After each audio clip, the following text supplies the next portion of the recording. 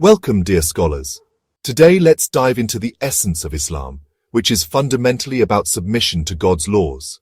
Islam is not a man-made religion with sects, institutions, or clergy. It's a pure relationship between the individual and God. So, why can there be no sects in true Islam? First, God's law is one, not many. The Quran repeatedly emphasizes that God's guidance is singular and universal. And this is my straight path, so follow it. And do not follow other paths, lest they separate you from his way.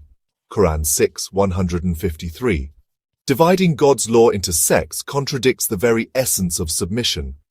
Second, sects arise from human interference, not divine law. Sects form when people introduce their own interpretations, traditions, and leadership structures rather than strictly adhering to God's commands. The Quran condemns religious divisions. Indeed, those who have divided their religion and become sects, you, O Muhammad, are not associated with them in anything. Quran 6:159. True submission means following God's law as it is, without sectarian biases. Third, the prophets preached one deen, not multiple sects.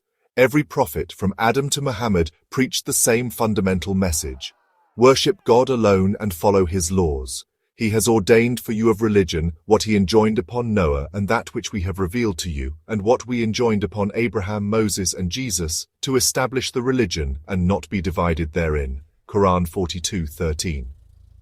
Since God's law has always been one, those who truly submit to it should not form divisions. Finally, submission, Islam, is not about identity, but obedience. Many people today associate Islam with a religious identity, but in reality, it is about obedience to God's laws. Sects are formed based on different rituals, leadership claims, or cultural traditions. But submission is not about belonging to a group. It is about living according to divine law. The only religion, deen, in the sight of God, is submission, Islam. Quran 3:19. In conclusion, if Islam is submission to God's laws, then dividing submission into sects is a contradiction. Sects arise when people move away from God's unified law and create human-made divisions.